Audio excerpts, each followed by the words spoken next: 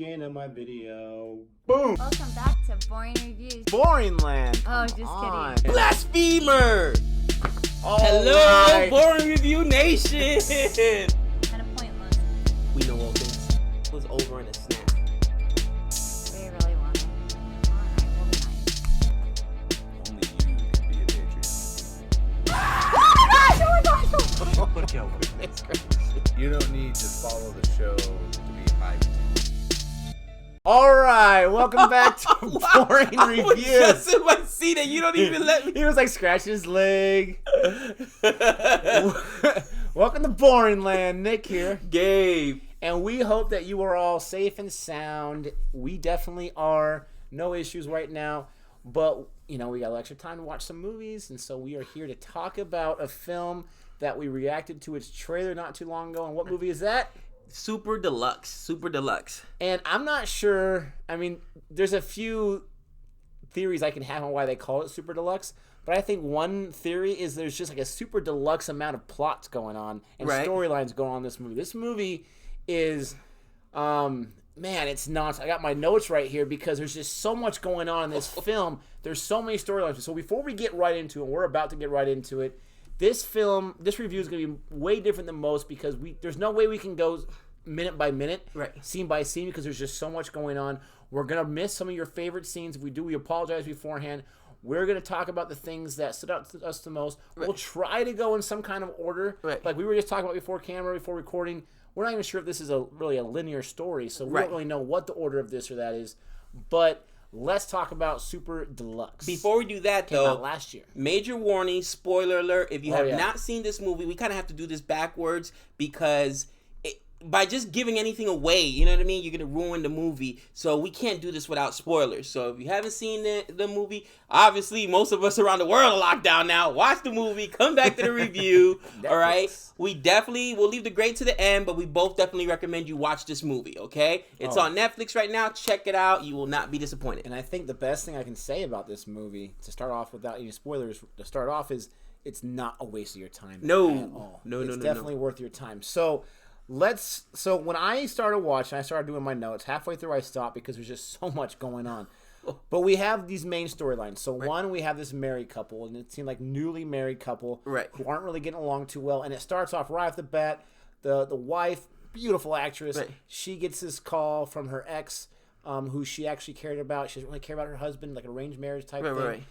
Her ex calls her, "Oh, I love you, I still miss you," and she felt bad. She felt so guilty that she Right. allows him to come over Right. and sleep with the guy. Right. Like, I'm a happily married man, but I'm sure there's a lot of guys out there that would love for their married exes to be feeling guilty and say, "Yeah, come on over." You know, and it's one of those situations where it's an uncomfortable a topic to breach because, fellas, let's just be honest. No dude likes to picture his woman being with another guy, you know what I mean? Ex or anything of that nature. And for the most part, most of your wives and girlfriends have had exes in the past. But you don't even want to be in the same room with the dude, you know what I mean? No. So this was a very uncomfortable topic because normally it's the other way around. The normal trope is the male cheating on the Steps out. female. But this movie is so unpredictable, and it's so different. And it is. Different's the right word because everything that goes along, it's not your typical storyline, Right. your typical trope.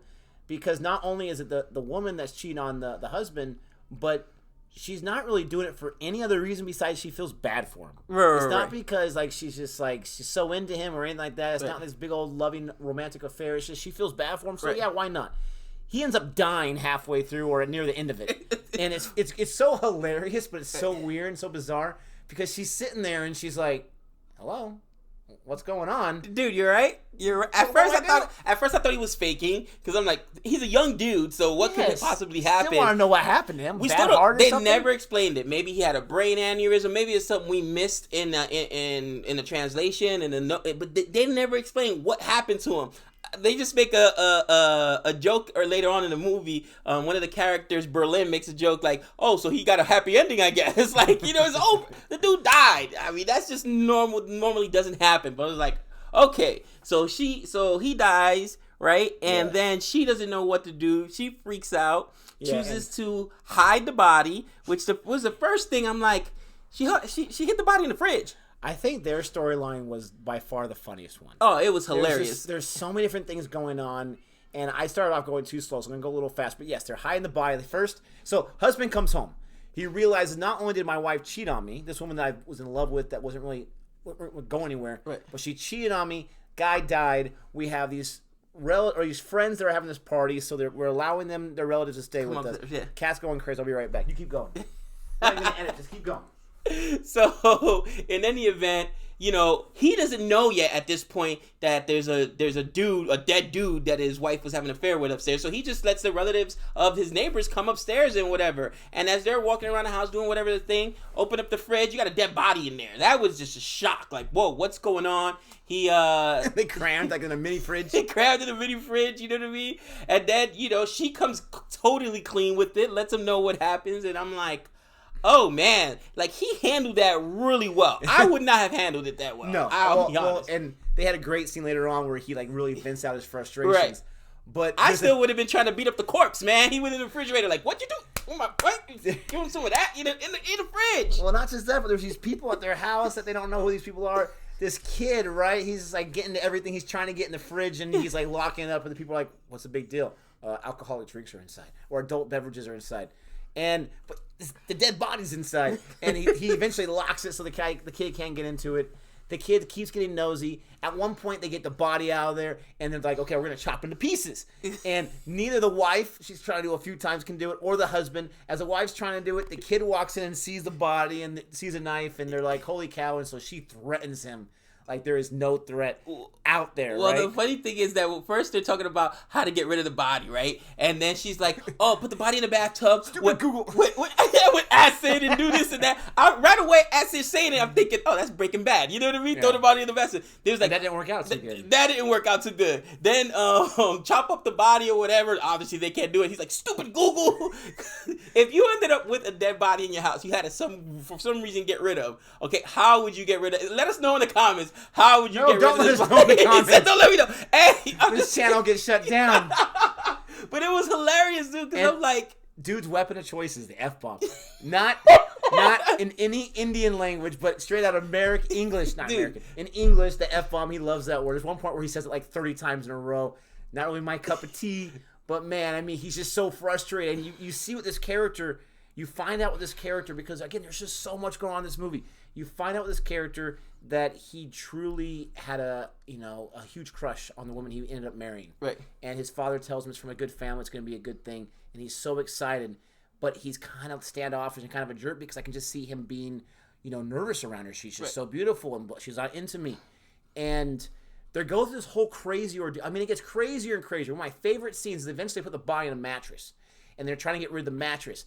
And they just drop the mattress. And what do I hear as they're dropping the mattress? Star Wars music. I mean, in the Super Deluxe movie, and I can't remember which one it is. I don't think it's like, it's not that one, but there's a Star Wars song going as this thing is falling down as if it's an enemy ship.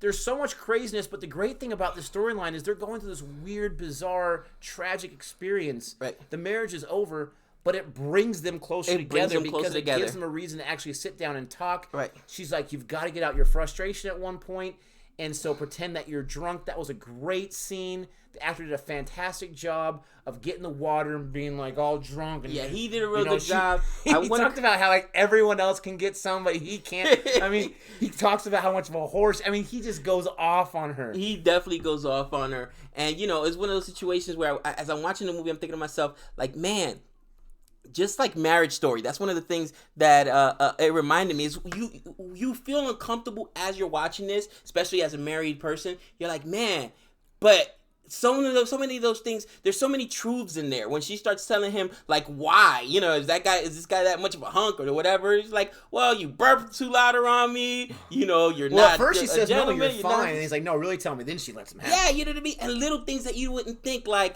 well, really? That would bother you? Or, yeah, I guess I didn't do that in the beginning, but I do that now. You know what I mean? And it just makes you start thinking like about a beast. it. Things like that. So that was... Don't forget, in his Drunk Rat, he calls her Star Horse. What would they call the movie? And the sequel would be Empire Strikes Backside. There is So many Star Wars references. Listen, they got away with a lot of. They must have at least had permission or something to that effect, because they use a lot of not just Star Wars references, but real clear ones. And I mean, that's why I'm wearing my Star Wars shirt over here. But it was super cool to see in there. And you know, should we finish up their storyline and then jump to the next one? So basically, they figure out their perfect plan is to keep the third guy. Weekend at Bernie's style. Weekend at Bernie's style. They're driving him around the town in the Tati. You notice the Tati sign on the Tatas sign on the Jeep. So they're gonna pull up to the train tracks and pretend that he got hit by a train. It's a perfect idea. Nobody will suspect anything. And then right out of the blue, they get a call, and they get a call from Berlin. Who we got introduced earlier to. We get introduced to him earlier. He's an inspector in town. He's been following them around taking pictures. And he realizes they got a dead body that they're trying to get rid of. And he even tells her over the phone. Then, and we're assuming he gets contacted first because that one guy says, is that really their car when he sees them in the Jeep? And they say no. Right. Maybe that's who contacts. I can't remember if he had said some other reason. I'm not sure. But anyways. That's what it was. I was like, why was he even on them at you know what I mean? Like, I want to say he had said something else, like he had been given this case in his lap or whatever, right. And he wasn't really too interested in something else or a favor for someone or whatever. But he's definitely on their tail. And he's like, get back in the car, get off the tracks, and you're gonna go here. I'm gonna turn you in. You're gonna meet up with me. So he meets up with them. They follow him, but then he doesn't turn them in. He's in a warehouse with them, and he's like, look. I'm gonna turn you guys in. I just got a promotion. I'm gonna turn you guys in. I'm not due for another one for a long time. For a long time. So all I'm gonna get is a bronze little medal that I'm gonna pin on me. What's that, worth or whatnot? And then they're like, well, the husband right away, he's like, I've got 500,000 rupees or 5,000 rupees or something like that in the bank. And he's like, that's it? He's like, well, if we sell our jewelry, we can get another 300,000. That's 800,000 rupees. And he's like, look, there's other ways to satisfy a man, or officer of the law, I should say, other than money. And then he's basically cluing them in that he wants to also sleep with his wife. You know what I mean? And I'm like, this guy's a scumbag. Listen, I'm normally in for bad guys, and I love their storylines and I love their arcs, but this is the first time I found myself thinking this guy's a total creeper. I hated him, and he did it. Obviously, the actor who played Berlin did a great job making you hate him, but I hated this guy. I did not, I'm like, could not root for him whatsoever. And in any event, I'm like, he's such a big scumbag. He ends up basically saying, listen, you either do this or I'm going to turn you in. He has no intention of turning them in. He probably doesn't even want to do the paperwork at this point. He just wants to get his rocks off at this point. So they're like, okay, fine, we're going to do it. She starts saying no just because I did it with the other guy. Terrified. She's so terrified. Her emotionality came out there. She was crying. She did a really good job. And then you start feeling for her, and you start seeing her husband feel for her as well. Like you said, this whole deal has brought them back together closer. So basically, he handcuffs them to a car, and I guess there's another part of the storyline that plays into this one, so we can stop it there. Yeah, we'll stop it right there. Before he's going to go do the deed. The next one can be a little quicker. We have these 3 or 4 guys, these teenage guys, they're like these goofballs. And they're, kind of remind me of me and my friends at some point in our lives. Every single dude in high school. You're together, you're a little bored, no one's home. Let's watch some Rated X material. Go find an adult film. And so they're so excited. They're watching it. As they're watching it, one of the guy realizes, that's my mom! What's my mom doing there? He turn it off, and he throws something at the TV. He throws a shoe or something to break the TV. And I'm like, and I remember thinking, like, yes, your mom, that's bad enough, but you just broke the TV. Bro, forget the TV. Listen, I was just traumatized with the image, and not just myself, but my friends know. Stop, can't do it. That was all, can't do it. Can't do it. As long as it's someone else's mom, that's all I care about. Me and Savannah were sitting there, right, watching it. She was like, what just happened? And it was like, that's his mom or whatever. And I'm like, oh, and then she's like, I was thinking the same thing, like, oh, I can't believe it. Could they go there in a film like this? You know what I mean? And I'm like, and then she's like, well, you do know every single adult female actress is either somebody's daughter or someday maybe somebody's mother. They probably have kids as well. And then that thought came to me like, oh man, some of the most famous names you could think of, have been, there's somebody's daughter, that's somebody's sister. They may have kids in the future of their own. they don't Could know you that. imagine what their No. kids would go through if everything's on the internet? It the- never goes away. The crazy thing is the actress that plays the mom, she's the mom of Mahindra Bahubali. Really? Yeah, in the Okay. Bahubali films. But, so that was kind of just a fun little tidbit. But, I mean, he just loses his mind. He's just, and the friends are kind of razzing him about, like, not a big deal, and he wants to kill them all. And so this guy who reacts in the most extreme way possible, his way of taking care of it, I'm going to kill my mom. I'm so embarrassed that I'm just going to shift. And I'm thinking to myself, you just exponentially made the problem worse because now, not only... Who reacts that way? Listen, once you leave, your friends are probably going to watch the DVD anyway, so they're going to see you. He gets the ice pick, and he's just going after her Yeah, full he force. wants to go kill Mom Dukes, but in a strange twist of fate, and here's where the universe comes into play. As he's running up the stairs to go poke Mom, what happens? He falls, he trips, and it stabs himself, and then she has no idea of his intention. She's just freaking out as a mom would. Right. She picks him up. She takes him down. They find this rickshaw cabbie guy, put him in there, and, we got to go, we got to save my son's life. You find out that the dad of this kid is this somewhat recent pastor who claimed to have this experience where he survived the tsunami and all these thousands of people died. He survived holding on to the statue, and it's basically his new deity, Right. and he's been worshiping it, but he's going through a funk, and so there's a whole thing, and that's where you get the whole monologue from the trailer from his little assistant guy. And so you have this battle of mom wants to take care of it through the hospital, dad wants to take care of it And through pray. religious and pray about it. And I understand both sides, I really do. Why not combine those two things? But they have this whole experience, and there's a scene that I absolutely love that I wanted to mention. So there's a scene where, as the viewer, the director, the cinematographer plans to have us watch this scene inside a store or inside a house or a building looking out to the street. And all you see is the doorway, and you see the inside of that room, and you hear all this panic. And you don't really see a lot of it, you just hear panic. Right. Before that, just moments before that, there's a merchant across the street somewhere trying to sell silk. And we'll buy it, we'll sell it, whatever we got to do. It's just a regular day on that street. Right. On that regular day, for just a few minutes, you have this horrible tragedy going on with people freaking out. We don't see them freaking out. We don't see them going back and forth. We just hear it. And I love that shot because, for me at least, I felt like the director was showing us that this kind of tragedy could happen every single day somewhere in the world. Right. And if it's not part of your life, not part of your world, like that merchant, then you don't really care. You're Doesn't trying matter. to sell and make money for your family. Right. But this family's son is literally dying moment by moment. I just really liked that shot. At first it was weird, but I really liked how they had that interesting shot. But anyways, they get him to the hospital, and the doctors are ruthless. They're like, you don't got the money, we're not going to do it. We got so many people to take care of. You don't have insurance? Sorry, we're just not going to do it. It reminded me of Can't do it. Denzel Washington and John Oh, I Q. love that movie. And it's like, You're my homie. okay, look, we hero. did what you could for your son, but you can't afford this hospital. You don't have insurance. We're not gonna take care of your son. Take him to the local hospital. And she's like, on the way there, he could die. You know what I mean? Like this can't happen. I will get you the money. And he's like, sorry, you can't even afford the evaluation we gave him. And she's asking people in the hospital, if everybody just gave me 40 or 50 rupees or 100 rupees, I could afford this operation. Everybody's just she's like, I would do it for you guys. I would donate. And it just, again, shows that everybody's in their own world. They got their own problems. Just like that merchant that was trying to sell the silk. You know what I mean? They've got their own problems. They got loved ones in the hospital themselves. And nobody pays attention to her. She even brings one of her friends, and she's like, look, you can keep him here as collateral. We will get you the money. But she's willing, as a mom, as I know most moms would, she's willing to do whatever it takes. She doesn't care about embarrassment to save her son, because that's the most important thing. Even though she has no idea that he was trying to kill her in the first place. She doesn't. I mean, that was really powerful. The dad, he's freaking out, but in his own way, he feels like he's separated from his God or whatever, and he's trying to make peace and everything. So you have all that craziness happen.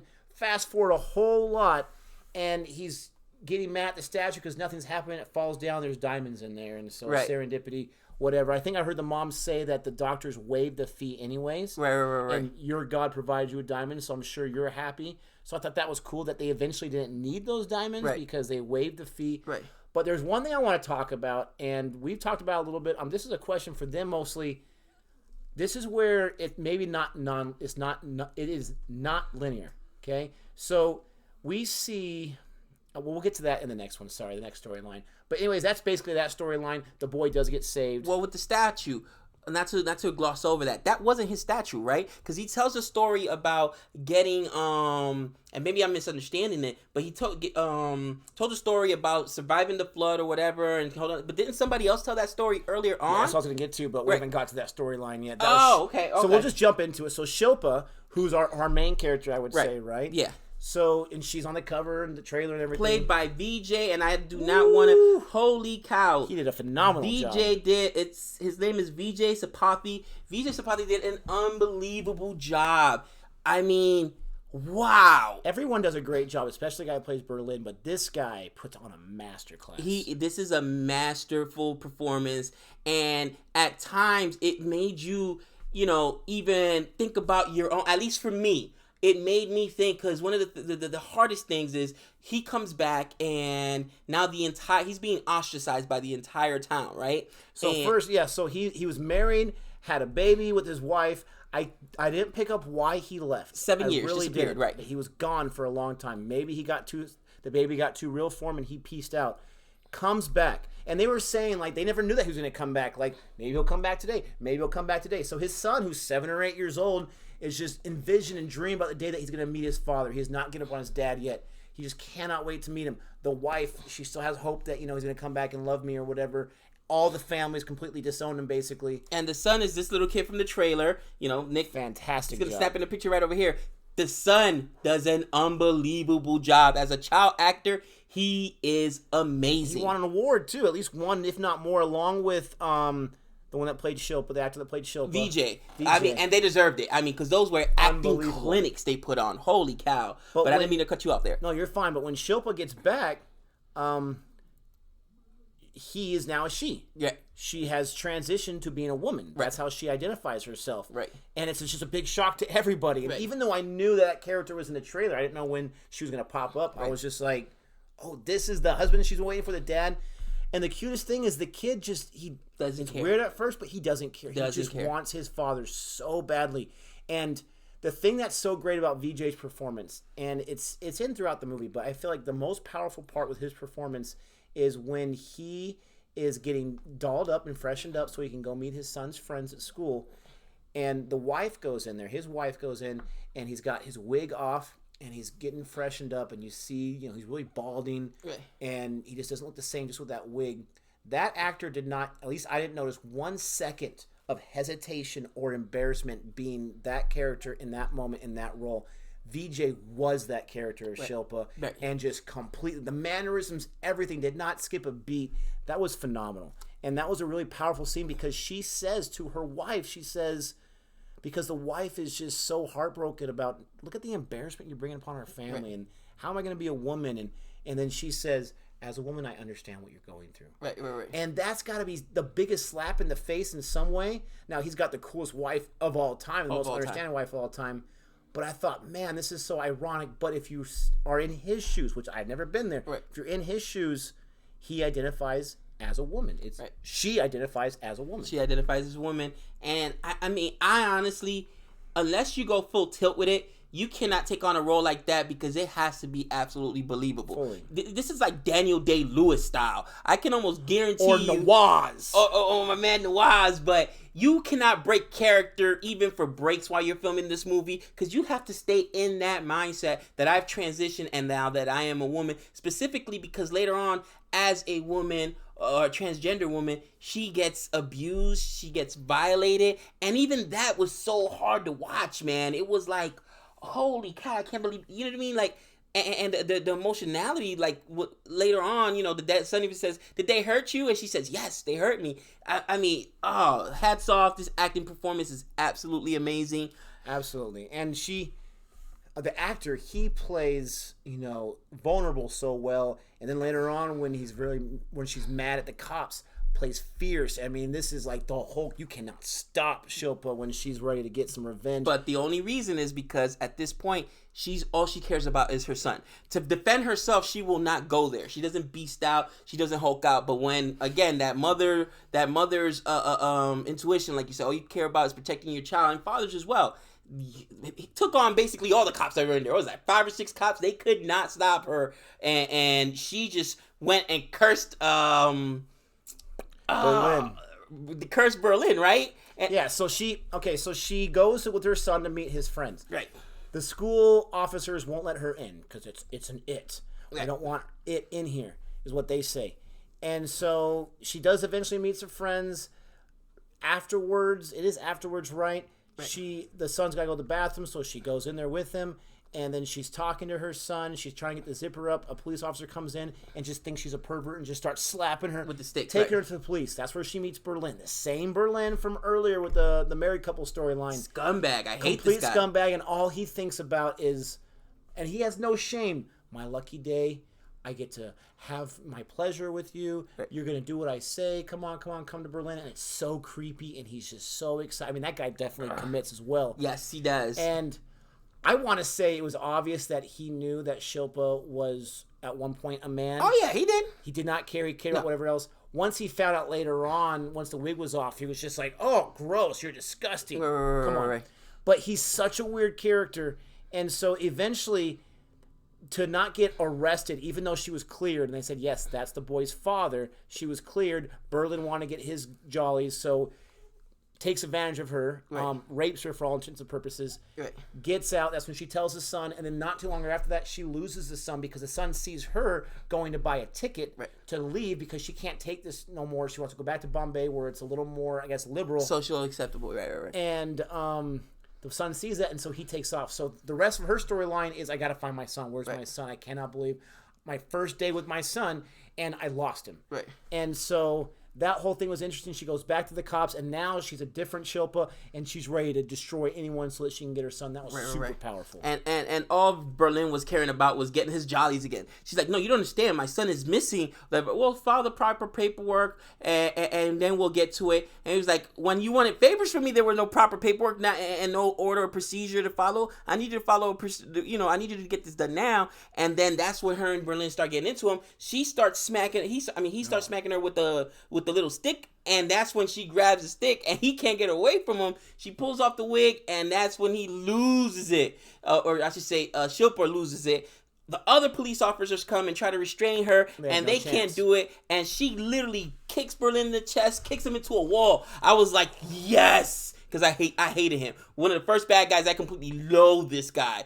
Kicked him into a wall. After he kicked him into a wall, she's trying to get to him. And I don't know what she was gonna do, choke him or whatever. But once she gets to him, not to all the other police officers, that she puts her hand on his forehead and curses him. So when she curses him, grabs a wig and leaves. Funny thing is, after she leaves, then she comes back and snatches that wig. Now, Snatches real the quick, wig. when she's beating on Berlin, Right. it's the first time I'm watching a movie or a show where I was not thinking, get away from him. I want him to stay there and beat the junk out of him. And what did Berlin say? He said something like, "Oh, I've survived, ex-wife and being a police officer or whatever. I'm not worried about her curse." You know what I mean? Like, he's so into himself, so cocky. I hate this that guy. curse plays a part At the end, that's why I mentioned it. Okay, That's why I so mentioned this it. is one of my two huge confusing parts amongst many others. Obviously, those storylines are not linear. No. I'm not sure if they're years apart, days apart, months apart, because you have Berlin, and for the most part, he's in white when he's in the police station. And then you have Berlin in yellow when he's following the husband and wife.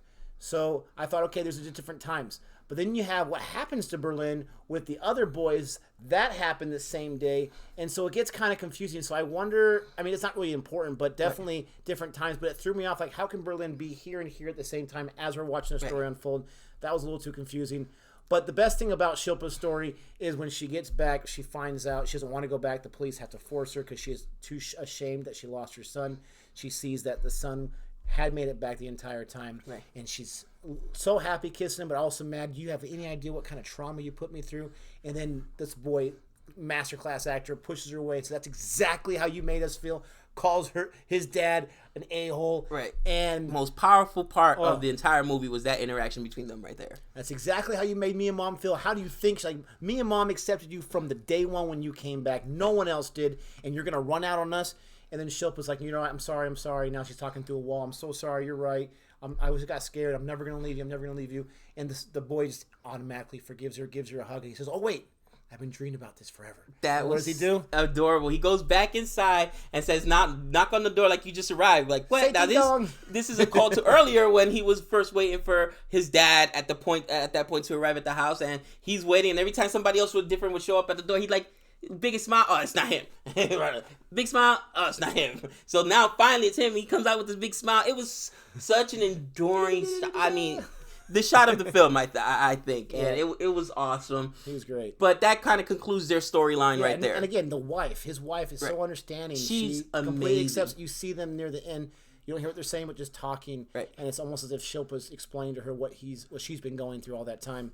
Now, the reason we're jumping around, and I have to cut you off, is that because this movie jumps around a lot. Like he was saying, there's different storylines, but it's also different timelines. The best I can explain it, it's shot in a Pulp Fiction. For those of you that are familiar with Pulp Fiction, even our American audience, some of the younger kids might be like, what? It's Tarantino's masterpiece, Pulp Fiction, where there's so many storylines, but they all intertwine at some place. Okay, that happened in this storyline also affects this storyline, and I love that because you don't know until the very end how it all comes together. You know what I mean? And this one infused a lot more humor as we're going through it. I'm looking at my notes, and there's just so many funny things I won't have time to mention. But I mean, the husband's rant in the elevator is awesome. He goes on a few rants, and it's just classic. When they're talking about Shilpa, before identified as a woman, identified as a man or whatever, was a man. The grandma is like, oh, he faked headaches all the time. Now we know why, and blah, blah. I mean, I thought that was fun. Right. Usually it's the wife that got to fake headaches. Your husband's got to fake headaches. Right. There's just so much humor in here, infused in these crazy, serious situations that they're in. And the humor was not off-putting. The humor was not out of place. It was just perfect. And I mean, we'll talk about that at the end, but basically, like the husband's rant in the elevator, and we're talking about the husband from the first storyline that got cheated on by the wife.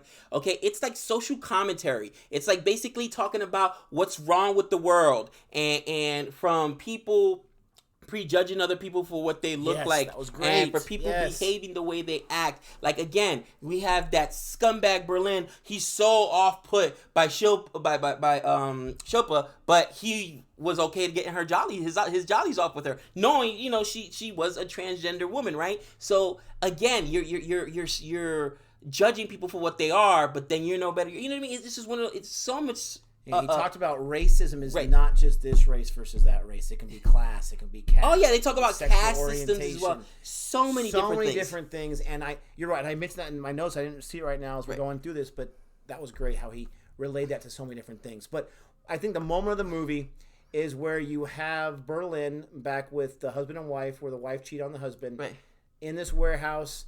She's got to be forced to be with him to get out of the situation, right? Let's get through the other storyline that leads up to that. So the three boys, we're going to skip over the gangster stuff because for me that wasn't really too interesting. Right. But they go to him to get some money to replace a TV. That doesn't work out too well.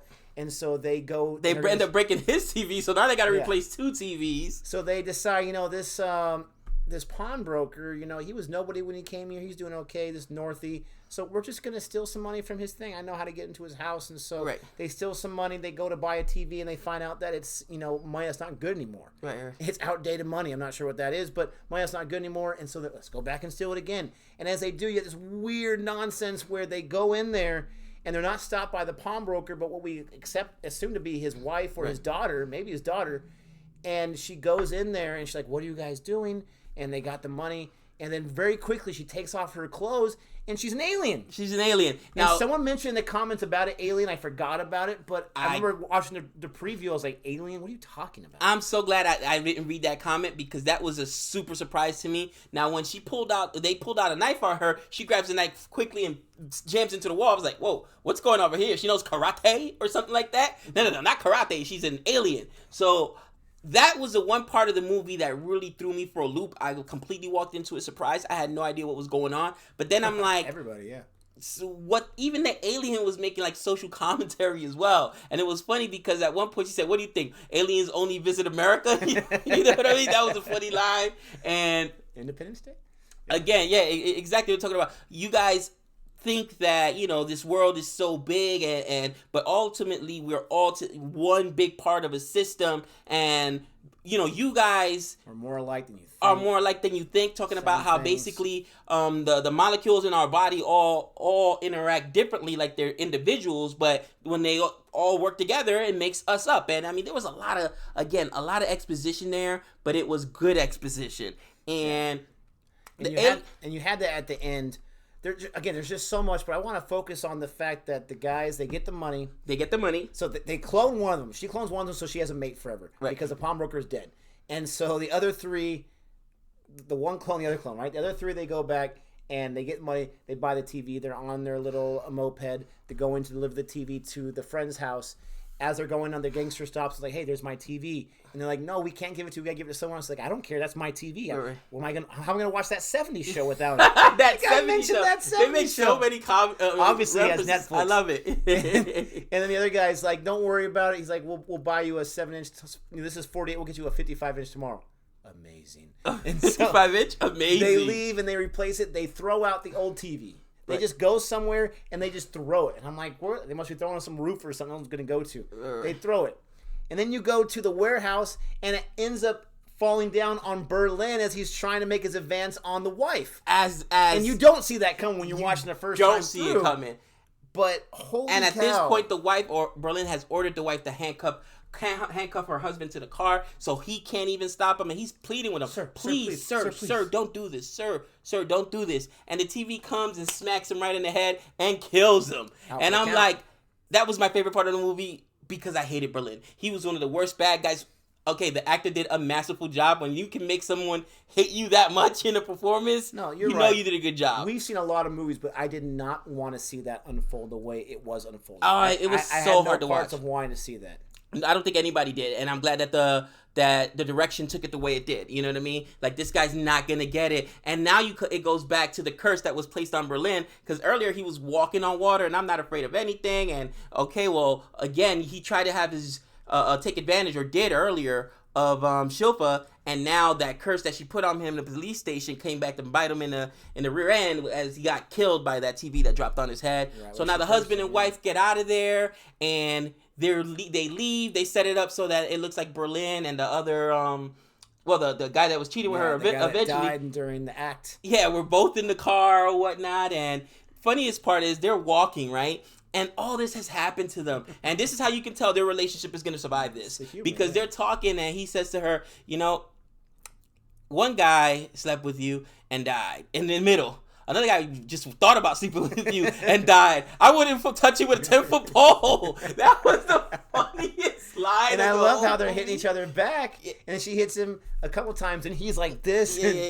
And she's like, I mean, it's just, smile. It was super cool, and it just showed that their relationship is going to be able to overcome this issue that happened, and that, you know, there's some hope for them.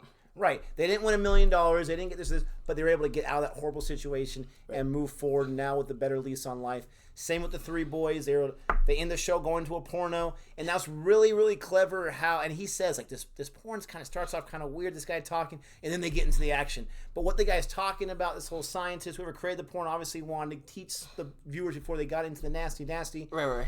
But it goes perfectly with what you were talking about with the alien, talking about cells and nucleus and going around, and each cell is like a universe. Right. And very, very deep. I'm not gonna say I understood all of it, but very, very interesting.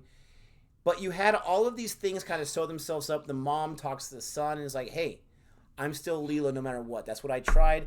I tried to get into the film industry. I chose to be in that film. No one forced me. Right. And it just didn't work out too well. But I'm still your mom. I'm still this person. I'm not any better or any less because I did that. That does not define me. Right. And there was just so much going on. Even the two boys, the one who got stabbed. I mean, there's just so much their to conversation. Talk about. You know, at one point he says, "Listen, you know, your mom is she's still your mom no matter what happened. You know, think of it this way. You know, he mentions Mia Khalifa and some other famous porn stars. They'll have kids someday if they don't already have kids or whatnot. You know, ultimately, why is it okay for the world to consume this media, which is what mom mentions to him? We're talking about porn, but yet they ostracize the actors that are in it. You know what I mean? The two don't really correlate. And I tell you what, man, it was a powerful message. This director had a lot to get off his chest, obviously. Can't imagine how long it took to write the script, because one thing that I was really confused about was the pastor, Al Guroth, whatever his name was. He seemed to me like someone who was willing to do anything to be special, even if he stole from someone else, because when he meets Shilpa in like the underground, wherever they're at, and they have a conversation, and Shilpa admits to him that a tsunami came on her and she held onto a rock and she survived. The same story that he had been saying and his pastor assistant had been saying this entire movie. Right. So he obviously stole that story from Right. this guy to either start his own church because he so desperately wanted to be important. Obviously, he stole that statue somewhere. We have no idea where he got it I don't from. even know. Is that the statue of the rock that he stole from I think Shilpa? Berlin mentions it too. I think he said like someone hired me to find these missing gems that they misplaced. Right. So even that's connected. But this guy, in my opinion, is kind of a scallywag because he stole the story to start his own church to get some believers. When he gets believers, he's hiding in the back room because he doesn't want to come out because he doesn't. Like, it seems like he doesn't know what he wants. Right. He so quickly denies his God when it doesn't work out for him. And it seems like a kind of guy that just never was able to find himself. Right. And he keeps trying to fake it and never fills out. I mean, there's just so many deep levels. And in then this movie. when he damns his God, then okay, here's your diamonds. Go pay for the operation. So it's like, God at that point revealed himself to him at the moment when he basically stops believing. And he this says movie on something like, so many different levels. Man, crazy. it talks about religion. It talks about society. It talks about social norms. And again, bravo to the director. I'm sure there was a lot of controversy surrounding this movie with these type of films. I'm sure there always are, because you're gonna make it just someone seems to be a whole lot of love because it unhappy. came out not too long ago. But I mean, this film, our review is already 40 minutes long because this is a 2.5 hour movie, but there's so much going on. Yes. I'm sure we missed some stuff, but we mentioned our highlights. I'm going to go ahead and give this movie, just because it made me think so much and it was very well crafted, I'm going to give it an A-. I think when you have all these different storylines and all these deep things and all these characters and their stories and everything, and it's a rapid pace, I think it's a recipe for disaster. Right. But like you said, the director, the writer, they crafted it so well and almost seamlessly, where not only are you not lost, but you're enjoying as it's going through. You're enjoying these characters. The actors really put forth an effort. I can't say I understood all of it. Right. I had a few questions, but an A- for me. Okay. Well, for me, I always talk about how I love movies, especially when they give me a really, really good antagonist, a really, really good villain.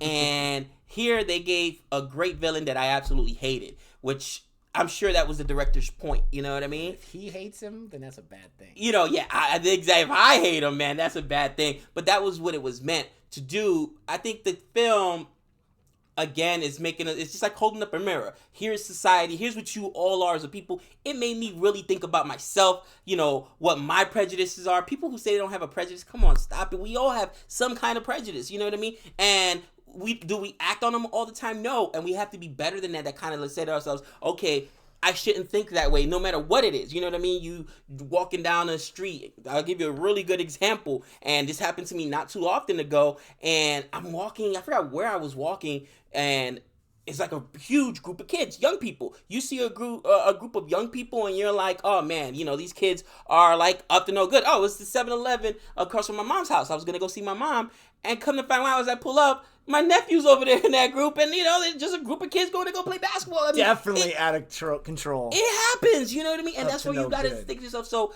again, just for that, man, I'm going to give it an A, because everyone, like I said, just like Marriage Story. Am I going to watch this movie again? Probably not. I'm not going to watch Marriage Story either, because they make you think too much about your own life, your own shortcomings, your own prejudices, and, your own faults. So that's an uncomfortable feeling. But I think that's what these movies are meant to do, make you uncomfortable and question those things. So for that, I'm going to give it an A. Bravo to the director. Hopefully people understood that. And they even make the point of saying, look, 10,000 years ago, or I think he said whatever the time frame, people weren't wearing clothes. You know what I mean? And somewhere along the way, we started wearing clothes. And who knows, 10,000 years in the future, we may not be wearing clothes. What was acceptable, yesterday may not, what wasn't acceptable yesterday may be acceptable today or in the future. And it just we have to change our way of thinking, ultimately accept ourselves as a society, that we're all different and that's okay. Again, are we there yet? No. I'll be candid and say, you know, I still have things I have to work on. We all do. We all do. I have a bucket full of them. Well said, my friend. But that's our review. Those are our thoughts for Super Deluxe. Thanks for sticking around the entire time. We really appreciate it. Let us know if you have any answers to our questions. What are your favorite scenes? What were some parts that maybe we missed, we didn't understand? We'd appreciate that. As always, don't forget to like and subscribe if you like this video. And if you like the channel, we got many other reviews Notifications, smash that like button, the subscribe button, the bell, ring the bell. I didn't realize for whatever reason, even with our videos, sometimes I'll get notified, sometimes I don't. There's a way to get notified for every video and then a way to get notified only sometimes. Tyrone Magnus, he posted it too on his community page, and he's one of my favorite YouTubers. He said that he subscribed to himself and rang the bell. And on one of his videos, he didn't find out until 4 days later. I'm like, what's going on? You know what I mean? So, you know, and he had a great point. If you want to know when our videos are dropping, they're every day. Just check out our channel every single day. You'll see our new videos. For the most part. But, until next time. Later.